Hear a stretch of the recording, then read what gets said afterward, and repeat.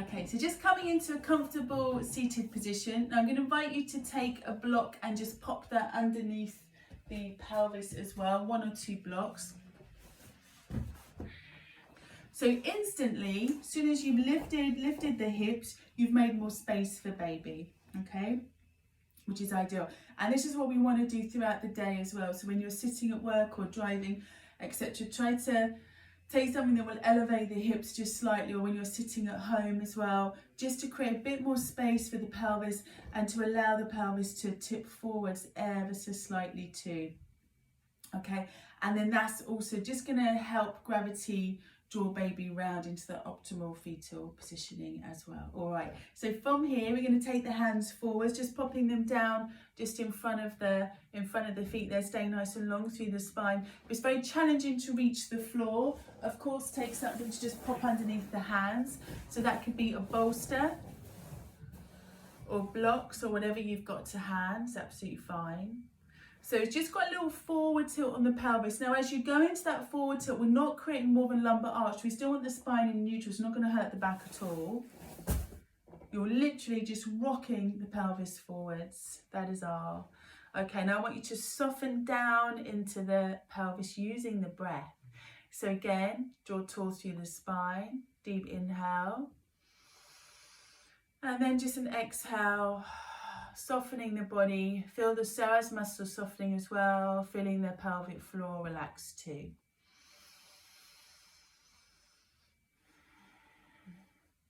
Good, and again, deep breath in. Exhaling now, feeling the whole body soften. Okay, one more breath here. Again, taking a slow deep inhale. And a slow, deep exhale. Good, all right, and just coming all the way back to center. I'm just going to take a moment to connect with baby now, just bringing hands into Yoni Mudra position onto baby. Just taking a moment to connect, drawing the shoulders again back and down. Okay, from here, we're going to honor baby's energy by sweeping the arms forwards and up. Good, maintaining Yoni Mudra. Okay, bringing the arms down now to 2 right angles. Good, we're going to turn the hands so the palms face up. We're going to draw the elbows in. So palms up symbolizes receiving energy. From here, we're going to bring that energy into baby, Yoni Mudra, and then bring the hands back up to the heart in Anjali Mudra. Let's go again. Again, coming down, sweep the arms up. Bring the arms to 2 right angles, palms face up.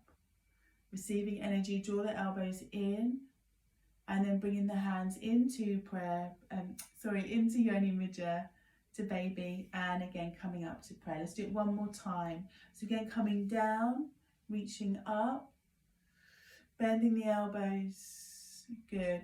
Palms face up, drawing elbows in, bring energy into baby, and then again bringing hands up to prayer position from there. Fantastic. Let the hands relax all the way down. Take the legs out to either side now. Pressing into the heels. I'm going to say it anyway. And then from there, walking the hands forward, just tipping the pelvis forwards again. Okay, again, keep the spine nice and long. Shoulders again, just softening back and down. Taking a deep breath in. And then exhale. Good, as you breathe in now, let's try just a small lift on the pelvic floor, just a small lift. Exhale, nice long breath out. Imagine you're breathing baby down and out as the pelvic floor relaxes. Again, just a very small lift on the pelvic floor. Inhale, let the breath go. Exhale, soften into the pelvic floor. Feel the pelvis softening as well. And then again, breath in. Gently lift and again soften back down, breath out. Good job. Last one in your own time. Inhale, gentle lift. Exhale, big softening of the pelvic floor. Good. Walking the hands back towards you now, slowly coming all the way up. I'm going to sweep the legs around and just come onto hands and knees position. If you're struggling for space, you can always take blocks underneath the hands just to help you. have a little bit more space there. Otherwise, you can bring the hands down flat to the floor. So box position is a great position to use when you're focusing on optimal fetal positioning. It's ideal, it's gentle, and gravity is going to really do the work here because the spine is horizontal to the ground, of course. So that will really aid gravity to draw baby's spine around towards mum's umbilicus. So we're going to hang here and do a few movements, just swaying the hips side to side. And you've got a big forward tilt on the pelvis here as well, which is helpful. Just swaying hips side to side, making a little bit of space around the pelvic area as you do so. If your neck or shoulders are achy today, just try bending the elbows ever so slightly. Good, just to help release the shoulder girdle. Okay, and then just coming all the way back to centre from there. I'm going to float the right arm up, so just taking a breath in as you reach. Drop the hand back down, so making space across the rib cage as well. And again, releasing down. Let's do one more either side. So again, reaching up and slowly down. One more time, lift. And then again, coming back down. Okay, if you have a ball, we're going to use that next. If not, you can just have hands on the floor in front of you or on some blocks. Using the ball again, if you have one, I'm just going to take a lean forwards. So nicely supported, and of course, your hips now really tilting forwards. The knees are wide, making lots of space for baby to come forwards. And from there, again, if you've got the ball, just gently rocking side to side. Just nice and supportive. And this can be a really nice position, rest position when you're in labour, just resting in between contractions. Good. If you don't have a ball to use, again, you could take blocks out in front. So the blocks are helpful because it just obviously elevates you a little bit. Balls can walk about, elevates you a little bit, and then you've got lots of space for baby. But you're going to be more static, of course, because the blocks are static. But that works fine too. The ball feels really nice and comforting though. Okay, so being here about a minute and a half, that's quite nice. Quite nice on the SI joints too. And if you are experiencing a back-to-back labour, so in other words, baby is posterior still when you get to labour, this position can be very nice just to take pressure off the inside of the SI joints because that can get quite intense. So back-to-back births, so you're more prone to lower back pain during labour. Okay, let's bring it, I feel like I stayed there all day, let's bring it up from there. Okay, I'm just going to ditch the ball for a moment. And then just coming up onto the knees now. I'm going to take the right leg forwards.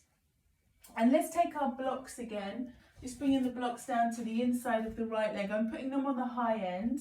Again, just so you've got lots of space for baby. Okay, we're tucking the toes under on the back foot, just for more, just to help with balance and take a little pressure off the back knee. So from here, just letting the hips move forwards and back. So we're stretching into the psoas, we're stretching the pelvic floor as well. Really try and use that exhale as the hips open. So as the pelvis drops forwards, we're breathing out. Inhale again to draw back. And as you move into that flexion and extension of the hip joints, it helps to spread the lower half of the pelvis, sitting bones as well, making space for baby to get nice and low. This can be a helpful asana to do in labour if contractions are slowing down, just to help again get baby nice and low. Okay, let's do one more from there. Again, exhaling to come forward. Just going to pause here for a moment. Now, just to protect the back, try and switch on that left glute, so that left bum muscle is working. Good, otherwise you can put a little pressure down through the lower back. Taking a breath in again, and as you exhale, try to soften and relax into the pelvic floor. And then again, inhale, exhale, soften and relax. Let's do one more breath in. Exhale again, soften and relax. Good, okay, bringing it back. Changing legs, of course. So again, other one in front there, just take your time.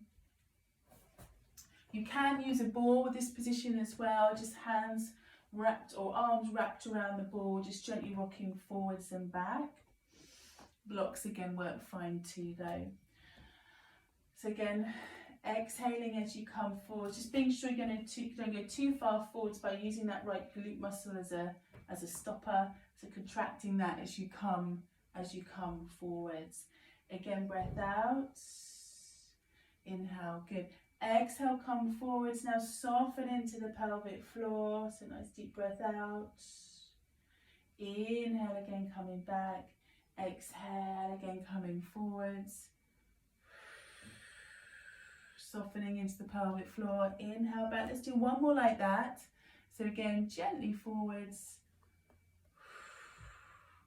Okay, and then again, just slowly all the way back from there. All right, so just bringing the leg back, dropping it back down again into child's pose, so sinking the hips back, spine again nice and long. We'll just drop the blocks down on the lower side there. Good, taking a deep breath in. As you exhale, move into golden thread breath, so just opening the mouth ever so slightly, blowing out. Long, delicate exhale, again, breath in. Exhale. Inhale, one more time. And exhale, so nice cooling breath. Okay, coming back into our lunge position now. So again, coming back up. This time we'll go on a little bit of a diagonal. I should just turn a little bit so you can see what my leg is doing. Right leg again coming forwards. Spin the right toes out. So if your foot was on a clock face, you're going to turn those toes towards 2 o'clock. I'm going to turn the blocks as well, so they're following, so they're in line with the foot. And then from here, we're moving out to the side. So now my body's going on a diagonal line. So we move quite linear, don't we, forwards and back in yoga, but we've got to move out to the side a little bit when working with the ball and socket joint. So the hip joint and shoulder joint are ball and socket joints. So they've got lots of different planes of movement they can move through. So moving through a different one now. And going on a diagonal again really helps to broaden the lower half of the pelvis. Also stretches again different part of the pelvic floor and psoas muscles. So those muscle groups that need to soften and relax during labour as well. And as we move through this, my pelvis is also tilted forwards, and the spine again is more horizontal than upright. So again, gravity is going to be doing the work there with drawing baby round into occiput anterior position. Let's do one more. Hold it there. Again, just enjoy that stretch. Okay, and then just coming back. All right, let's again change legs.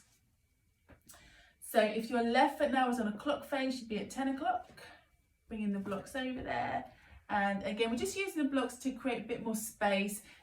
You know, when your baby's nearly due, bringing hands down to the floor can really restrict your breathing, especially if baby's in a bit more of a tricky position. That can also affect your breathing because they're pressing up into the lungs, etc. Okay, so again, breathing out to come forwards and inhale again to come back. Exhale. Inhale back. Good. Imagine softening, or thinking about softening into the pelvic floor, and so as you move the pelvis forwards. Nice big inhale again to come back. Exhale. Soften. So not you really using that exhale as a grounding breath. Good. One more time. Okay, and then coming back. All right, coming down to sitting now. Let's take the blocks, stacked one on top of the other, just popping that underneath the hips. Legs just folded back. Okay, and then we'll just close down that mini sequence just with some mudras, just sending lots of lovely energy to baby. So let's now bring hands into prayer position. Bringing the backs of the hands together, mothering lotus, reaching the arms forwards. Good, drawing the hands back in. I find terminology around birth, I'm sure you do too, can be a little negative. And I found that when my second daughter, she was in bridge position, there seemed to be quite a lot of negative language around baby's position, like naughty baby, oh, what's baby doing, all this kind of stuff. I don't really like it. I don't really like the energy of that. The baby needs some lovely energy, whatever position baby chooses. They're just trying to find the comfort within you, aren't they? Let's do 2 more.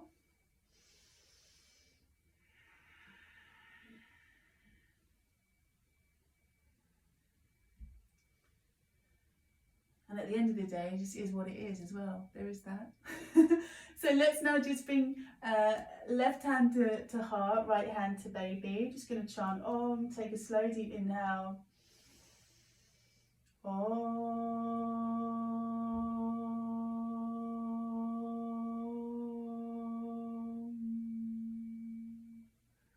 Okay, and then just relaxing the hands down into the lap from there.